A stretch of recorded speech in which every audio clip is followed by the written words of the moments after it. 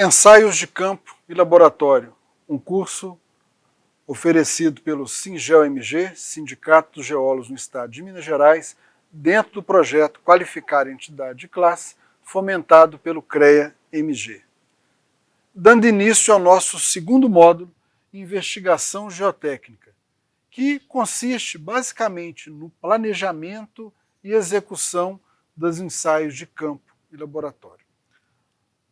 Vamos tratar então, dentro desse módulo, os diferentes tipos de investigação.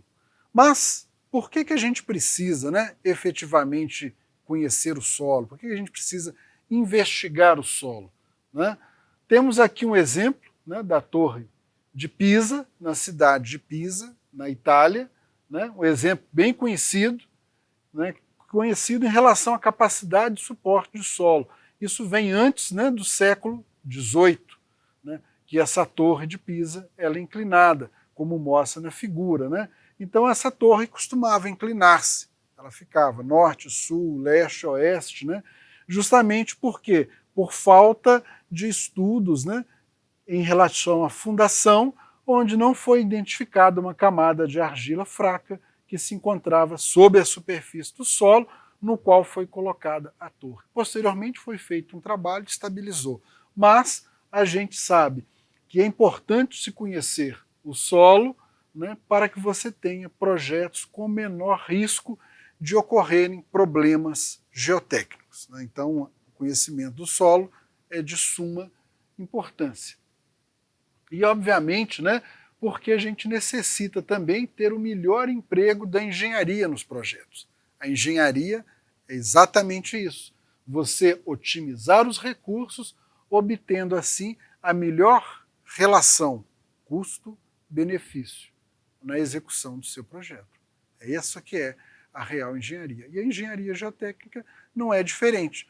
Você vai lançar mão do seu processo de investigação, vai lançar mão dos ensaios de campo, de laboratório, para que você tenha a sua resposta no melhor custo-benefício.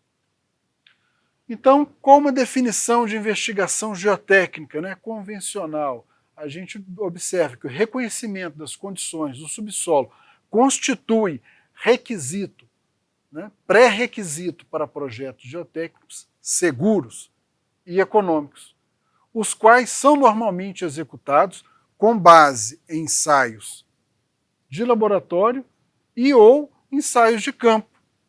As investigações devem permitir uma definição da estratigrafia do subsolo. Você precisa saber quantas camadas, a profundidade de cada camada do subsolo. E uma estimativa das propriedades geomecânicas dos materiais envolvidos. Os ensaios têm grande importância para a obtenção dos parâmetros que representam as características de tensão, deformação e resistência, além de indicar os fatores que influenciam o comportamento do material. Observe então que é uma definição bem completa, que ela traz dentro do seu arcabouço toda a correlação que a gente vem comentando até agora dentro do curso. Desde a questão de você ter otimização de recursos, preocupação com segurança, conhecimento da sua estratigrafia, quantidade de camadas, profundidades, as propriedades, parâmetros, principalmente características de tensão, deformação e resistência. Tudo isso para subsidiar o seu projeto geotécnico. Então, em termos de dados, informações requeridas do solo, nós vamos ter, enquanto ao perfil do solo, a espessura de cada camada, a identificação desse solo através de todos os seus horizontes que se estende até o material de origem. Então eu vou passar por todas as camadas, saber as suas características, propriedades índices, quer seja teor de umidade, limites de consistência ou limites de Atberg, granulometrias, permeabilidade, porosidade, características de resistência e compressibilidade, coesão aparente, ângulo de atrito, razão de sobreadensamento, né? E vamos ver algumas possibilidades, né, de fazer correlações do NSPT com a coesão, né? Vamos fazer correlações também com o ângulo de atrito, tensão de sobreadensamento. Então, todo esse conjunto, né, de características de resistência e compressibilidade, propriedades índice e perfil do solo, são fundamentais. Não se esquecendo, obviamente, né, de identificar, né, a nossa profundidade do nível d'água, né, a profundidade lá do nosso lençol freático, que também vai interferir aí no seu dimensionamento do seu projeto. Esse diagrama, né, feito por Maine, 2005, ele aborda e sintetiza, né, o slide anterior, mostrando aqui toda a correlação que nós temos, tanto, né, dos ensaios de laboratório, quer seja aqui ensaio triaxial, quer seja os ensaios também de campo, né, os ensaios do CONE, do CPT, as observações, né, de investigação indireta, métodos geofísicos, os trabalhos de campo, todos esses dados, né, aonde a gente vai tirar todos os parâmetros que comentei, né, índice de vazio, peso específico, né, tensão vertical, sobreadensamento, permeabilidade, ângulo de atrito, coesão. Então, todos esses parâmetros que você vai obter, para quê? Para que você gere um modelo, né? O que estamos buscando com tudo isso? Elementos, né, parâmetros que vão gerar base, que vão dar base para você construir, né, o modelo constitutivo. Através disso você vai fazer o quê? Utilizar métodos de análise, né, métodos analíticos, ou simulações numéricas para você trabalhar com seus projetos. Então, é importante, aí você pode me perguntar, não, tudo bem, quais são os parâmetros necessários? Obviamente, vai depender da complexidade do seu projeto, né? O que efetivamente você está projetando, qual é o risco envolvido, né? Qual é o grau de certeza que você precisa. Não, precisa um grau de certeza de 95%, 98%, 99%. Então, isso vai demandar para você uma quantidade de informações e que essas informações sejam, né, duplamente checadas. Eu vou fazer tanto, né, os ensaios de campo, para me ter lá resistência de ponta, né, a minha razão de atrito, vou ter meu NSPT, vou fazer o meu triaxial, enfim, vou ter todas essas informações, gerar os parâmetros, criar um modelo, né, e a partir daí utilizar as minhas devidas simulações, né, para que eu consiga efetivamente aí ter um projeto bem assertivo, né? Bom, todo projeto ele parte de um estudo preliminar, né, onde é o primeiro estágio, né? Então, o primeiro estágio da investigação geotécnica de campo, aonde tem um custo muito baixo, né, que você vai trabalhar principalmente com informações secundárias, né, informações, na maioria das vezes, disponibilizada, quer seja pela CPRM, né, Companhia Brasileira de Pesquisa e Recursos Naturais, quer seja pela Agência Nacional de Mineração, ANM, Agência Nacional de Águas, a própria FEAM, enfim, IBGE, você vai ter toda uma série de informações que você pode buscar no seu estudo preliminar, fotografias aéreas, né, de diferentes escalas, obviamente na escala adequada ao seu projeto. Mapas topográficos, né? Você pode traçar perfis, fazer de vários tipos de informações. Observe, estamos tratando aqui, né, de informações secundárias, onde você está trabalhando na sua fase inicial do projeto, né? Relatórios existentes de investigações de campo, de locais próximos. Efetivamente, na área que você está trabalhando, pode não ter, mas tem uma área próxima. Mas não é a mesma coisa, mas é algo que pode te dar um direcionamento. Obviamente, nós, enquanto profissionais, temos que ter, né, o discernimento e o senso crítico de usar a informação. Como estamos falando, né, os solos eles têm uma variação muito grande, quer seja na horizontal, quer seja em profundidade. Então temos que ter esse discernimento adequado. E outras informações, né, de literatura, empresas de engenharia, tudo isso para te dar, né, um embasamento para você iniciar o projeto. A partir daí, né, a gente vai trabalhar com a investigação, justamente isso, né, investigar para que a gente conheça as características físicas e mecânicas do solo, né? Quem vai participar dessa investigação? Obviamente, o demandante, né? A empresa demandante, o proprietário, né? O empreendedor, e depois a gente vai ter, né, quem vai executar o trabalho, né? O executor, o projetista, né, que fez o projeto, pelo menos, né, que chegou com o projeto, que fez a especificação, né, e a fiscalização. Observe que esses atores, né, esses participantes desse projeto, cada um tem o seu papel específico, né? O empreendedor, o proprietário, né, ele quer realmente que você apresente ali o seu resultado, atenda à especificação dele. O projetista, por sua vez, né, através dos seus estudos, vai gerar para você uma demanda que vai ter que ser cumprida, uma especificação, né? É claro, né, gente, você como executor, né, de uma investigação, você tem que atender o que está sendo pedido aqui pelo projetista, que vai estar alinhado com o que o proprietário quer.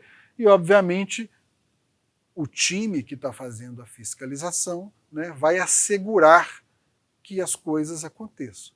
Obviamente que tudo isso, né, varia de projeto para projeto, empresa para empresa, e grau de dificuldade, de especificidade de cada projeto.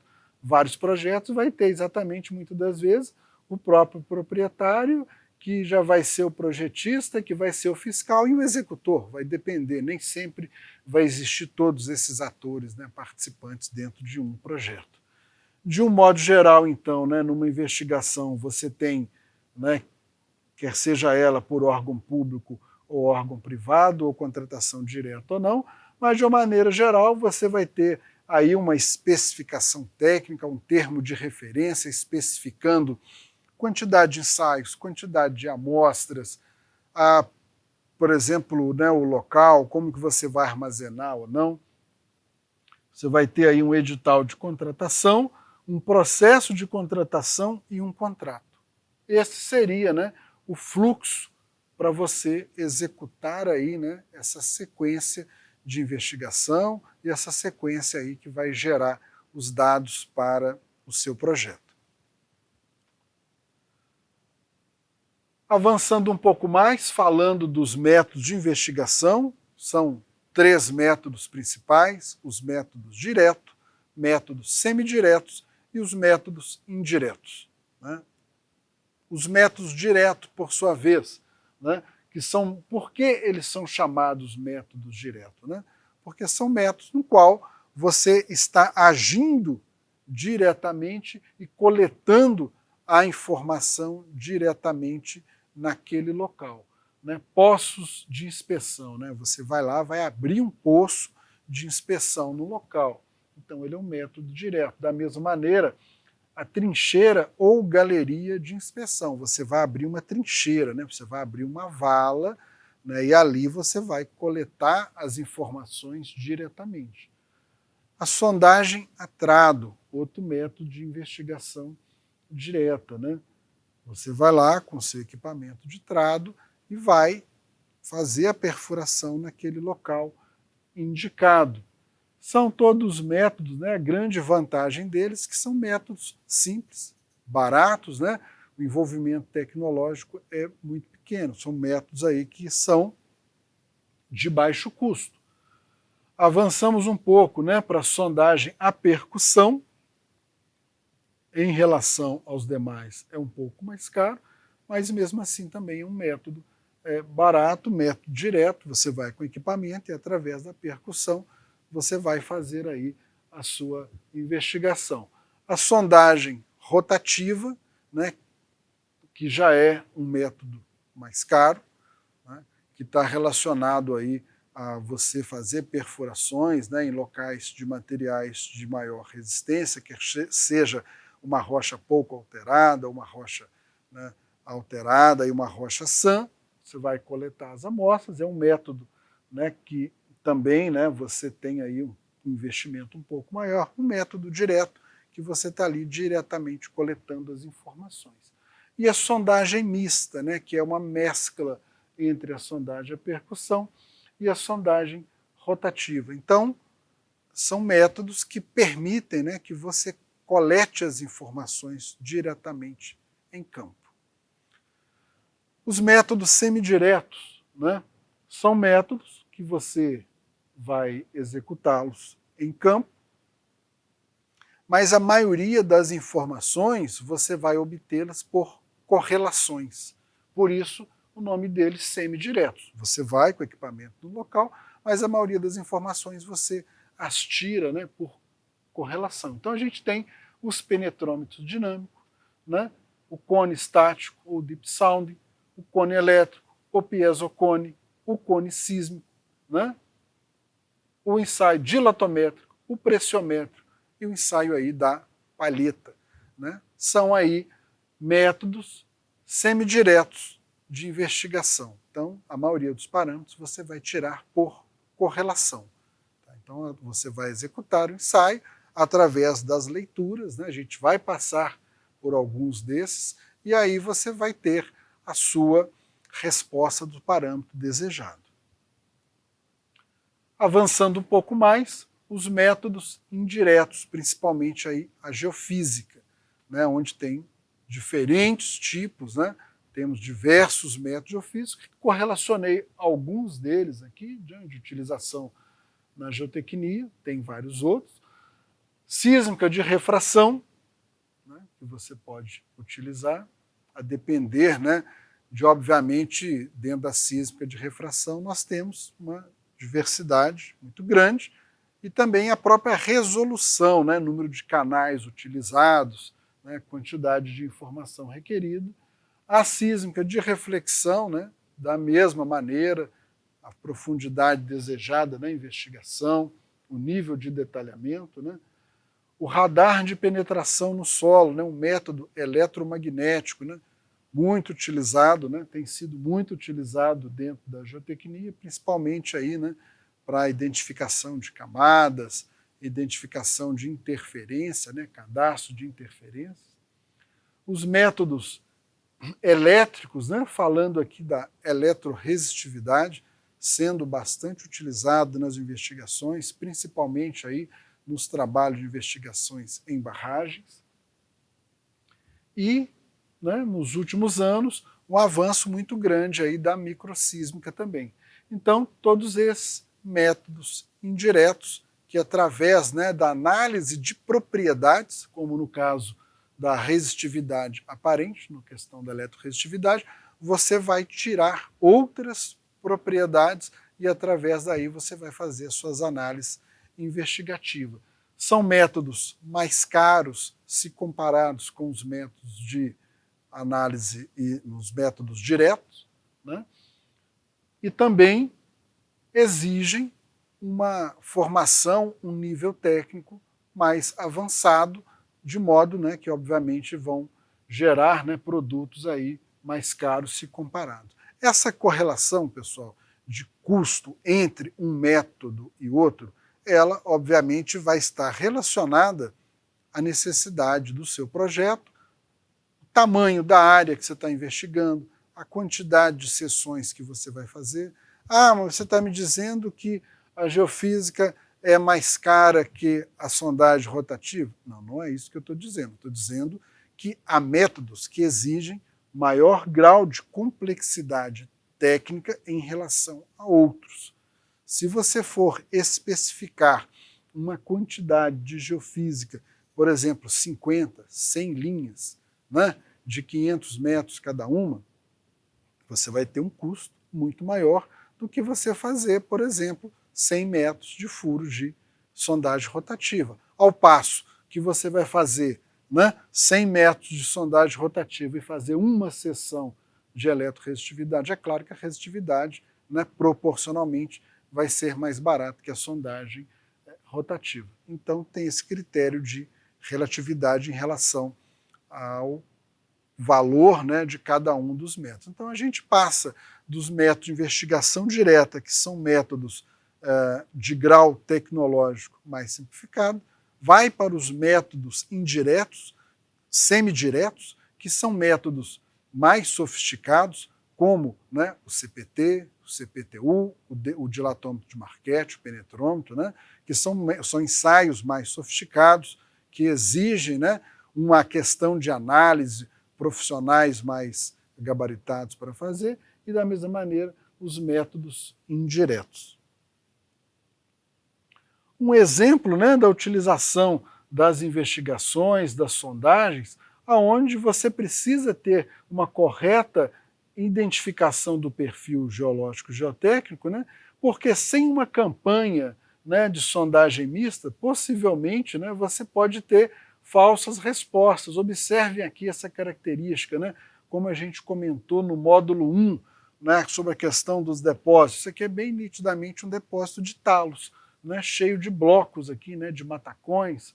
E aqui, com a correta investigação, foi possível identificar esses matacões, né, e trazer, né, ao invés de parar com a sua investigação, trazer o seu tirante até aqui, não, você tem que trazê-lo e ancorá-lo aqui, né, na rocha. Então a importância, né, da investigação é justamente isso, para que você tenha o seu projeto bem mais trabalhado, o seu projeto aí com o menor nível de erro possível, né? Isso facilita bastante para o projetista, né, para que ele não confunda aonde que está o topo rochoso aqui e o matacão.